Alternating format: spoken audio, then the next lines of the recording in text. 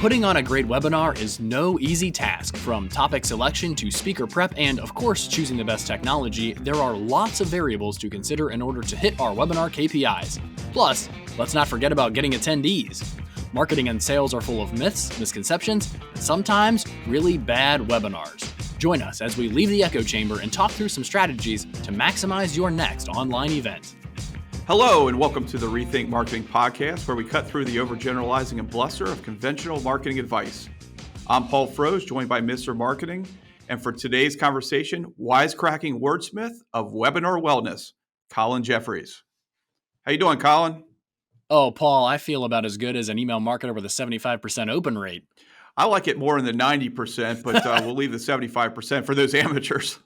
Hey, when I was doing a lot of email marketing and we were getting 30% open rates or 35% open rates, I was pretty ecstatic. So if you're getting 90%, I want to know what your secret sauce is. There's another podcast episode in there. I agree. Well, wisecracking with the alliteration here, I feel like the pressure's on for me to make some jokes or something. I agree. That pithy humor that we talk about, right? That's exactly right. Well, today we're rethinking webinars, and I've seen this happen a lot where too many marketers think that webinars are a chance to sell or to talk about our products or services. And let me just be clear, they are not. What are we doing before? What are we doing after to maximize impact? That actually matters, I would argue, more than what we're doing during the actual webinar. So I guess with that, we can dive right in. Paul, where do you want to get started? Yeah, I was just at a conference recently, and they set it up really nice. They had a pre-conference webinar where they scheduled a couple 1-hour sessions where it was a prelude to what was going to be experienced in that actual conference that was coming up the week after. So that was really nice to get an intro to what to expect. And then, you go to the conference and a couple full days, action-packed with a lot of great content.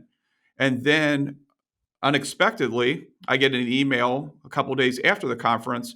There was calendar invites for 2 more 1-hour sessions. So I really like that to make sure you don't forget what you just learned type of thing. And a lot of times we go to conferences or you're on a webinar, you take some great notes, and then all of a sudden it's like out of sight, out of mind. You get busy with your day, get busy with your week, get busy with family, friends, whatever else it is. And then it's, those notes get buried, in a folder somewhere. So I really like that whole idea of what this organization did was the pre, the during, and the post conference when it came to webinars. That's great and good insight too to share. Anything we can do to set it up beforehand for success, actually nail it during the webinar, and then afterward to follow up is key, like you just mentioned. So I would argue that registrations for the webinar or the conference, if you're doing some sort of in-person event, matter a lot more than actual attendance. So instead of thinking about what do we do to get attendance, let's take a step back and figure out what we do to drive a lot of registrations, because when someone registers, again, whether they show up or not, we're able to get their name, their company, their email address, any sort of other pertinent information that we're collecting. And that can be a huge driver of success of future sales. What do you think about that, Paul? Yeah, I like that. And also with having those registrations, a lot of times I've seen where webinars are also getting the permission to publicize what companies are showing up to it, and that will help gain additional registration. So other than being able to use it for future marketing, I like the idea of getting even more registered for that specific webinar as well. That's a great idea. That sort of social proof where we're able to say, hey, Paul, you're a decision maker at this organization. Decision makers in similar seats at these other organizations that you respect are also attending, especially if there are going to be breakout sessions where you can actually interact with those folks that you respect a lot or that you went to learn from. So that's a great point. So we talked a little bit about what happens before the webinar, driving those registrations, sending email invitations, those sorts of things to help people understand, hey, here's what's going to be covered, here's social proof, those types of things. What happens after the webinar is also crucial. And I would argue, again, that it's more important after the webinar than during the webinar. So we have to go in with a plan of attack for what we're going to do after the webinar ends. If it's emails, if it's texts, if it's certificates of completion, if it's pitching people to enroll in our next webinar, whatever that is, we should go in eyes wide open so that way the calls to action and the next steps and all that stuff within the webinar itself and within the email and whatnot are pushing what we want to have happen afterward. Yeah, and then also the content creation that you're able to use as once the webinar is finished. I like your idea of, does it really matter if there's 10 there or 10,000?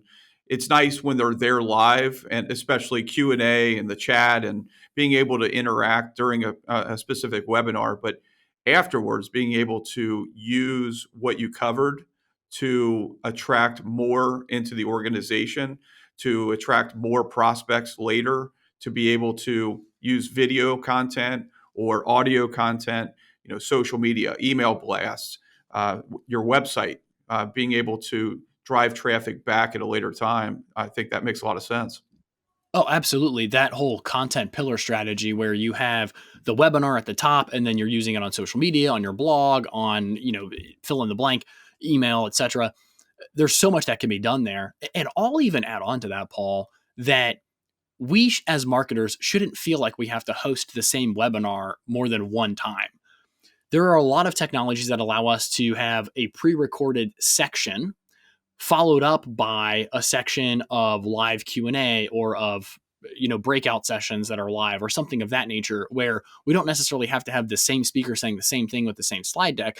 Now, maybe that evolves and we re-record it every quarter or something of that nature, but we really don't have to do the same exact thing more than once, which is pretty nice. And then we can also cut it down and make kind of a short, concise version that people can watch on demand or something of that nature too.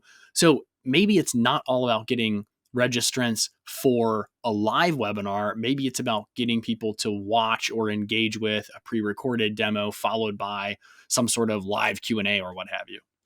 Yeah, I think also with being able to use that same content over and over again.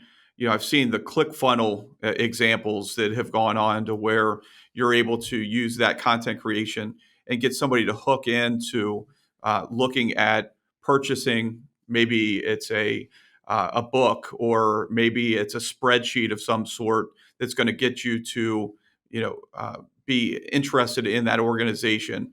For $1 you can get this, and then upon checkout you can get two of them for the price of one, or registrations for future events and things like that. So that content creation can really live and breathe and bring prospects in. I mentioned the ClickFunnels idea. That's just one example, but I think that there is some opportunity there for future marketing and to continue to use that over a period of time. As long as you don't talk about dates or current events, things like that in the webinar, I think it can be an evergreen type of opportunity. That's a good point of caution. I'll piggyback on that a little bit and say that when we're driving engagement for a webinar, we get a lot better engagement if it's not a sales demo, if we're giving value, if we're building relationships, if we're actually bringing decision makers and people together to learn from each other, to do kind of live case studies and those sorts of things. That typically plays out a lot better than just sit back, relax, and enjoy us showcasing our product to our potential buyers. We can bolster this by bringing in customers that can share strategies for achieving success or for achieving particular goals, maybe high year over year growth, maybe hiring the best people, maybe reducing costs, maybe pivoting their audience, those types of things. And perhaps the product or service that we offer is one singular element of that, but co-opting some of their strategies and then sharing them with other interested prospects can be huge, with them saying, hey, here's my holistic plan. Here's the recipe for success that I've been able to achieve. And oh, by the way, Paul's services or Paul's product or Paul's whatever has fit into this puzzle. And here's why we leverage them. And here's why they're so successful. That's much more powerful than, me sitting back and saying, let me tell you all about my product. That's a great point. And one of the things I want to talk about today was testimonials. So that's a great lead into testimonials, and being able to have those case studies where you have somebody that has gone through and has done business with or has had success with the person that's leading the webinar, the company that's leading the webinar, to be able to have those people come up on stage or to come into a Zoom call and talk about that experience. I think that the number one thing when I'm looking at prospecting, more so than anything else, is can you share a case study from somebody in my industry that has had success doing business with you? So testimonials are a huge and powerful opportunity for any business, but definitely speaking of webinars, to get even more people excited about it. Yes, and having that live Q&A where here's a case study and then some, because I can actually engage with and ask that person, hey, you mentioned that you did this tactic. How did you do that successfully? Or how did you measure success or what have you? That can be really, really powerful to your point, Paul. And it gives the opportunity too, on the Q&A side of things, where you have somebody giving that testimonial, but also answering the questions that the audience has, as opposed to those that are owning that business or that are putting on the webinar. I think that can go a long way in giving that credibility for the webinar host. Absolutely. I mean, peer endorsements and I'll say social proof again are much more powerful than a business saying, hey, we're the best and here's why. When a customer is able to say, here's why I work with them or here's the success that I've had working with them. Again, the webinar typically shouldn't be a customer just preaching about how amazing that the product or service is. It should be something that's more strategic and more holistic, where somebody can attend the webinar and if they're not ready to buy today or if they're not ready to buy over the next 12 months, they can still derive some value out of it. That's the key. They can still engage with you. That relationship can still get kicked off at some level. They don't necessarily have to buy or nothing beneficial happened in the webinar. So I just want to make that very clear. But when we're doing education, engagement, etc., that's one thing. When we have a happy customer who's doing education and driving engagement, that's something completely different. And unfortunately, I just haven't seen very many marketers that really get this and then that go execute on it.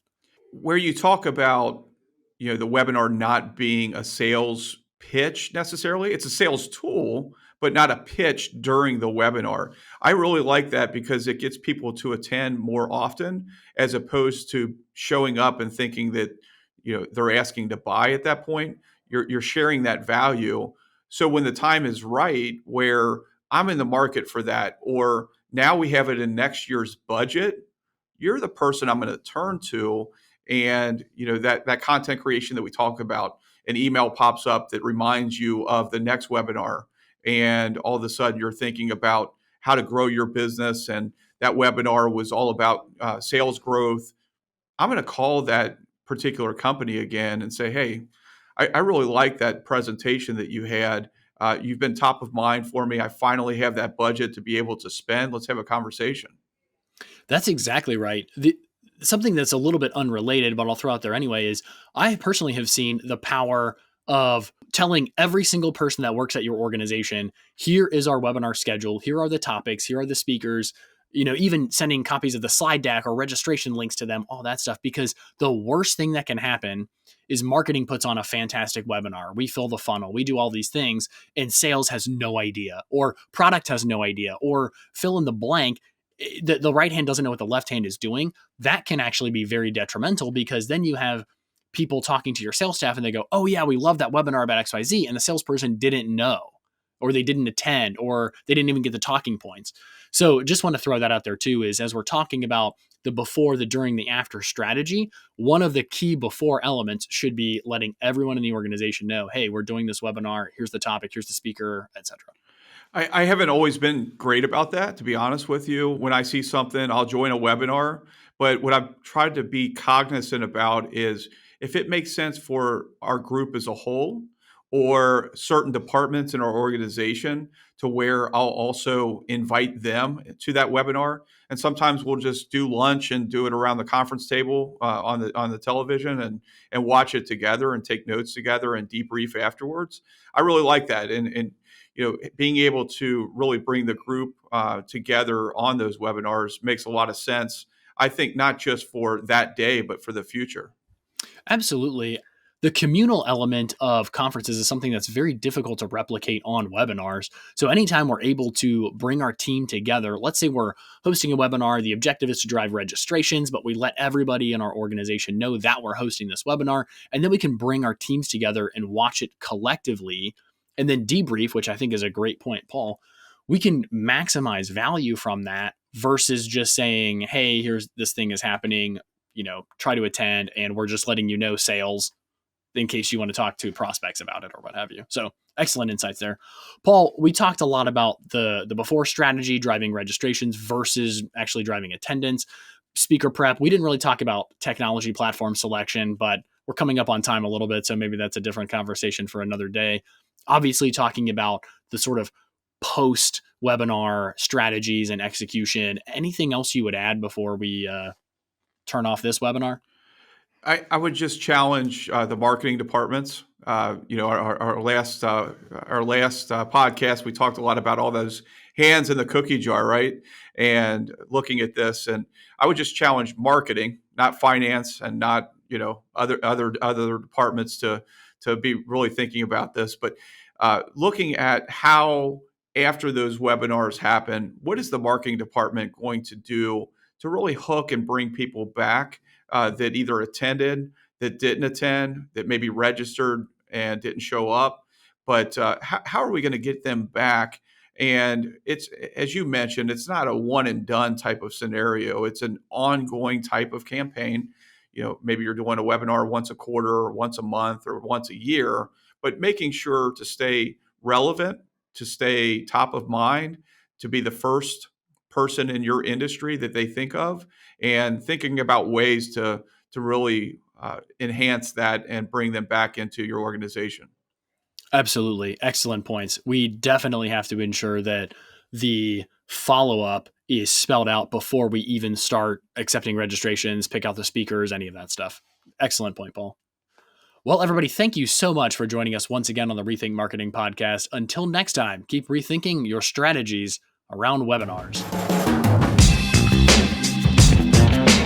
Thank you so much for listening to today's episode. If people want to connect with us, where should they go, Paul? RethinkMarketingPodcast.com, Colin. What can listeners do to help us in return for the sage marketing wisdom and our pithy humor? They can help us by leaving a review on their favorite platform or sharing this episode with a fellow marketer to help them cut through the clutter. Well, until next time, keep rethinking those common assumptions.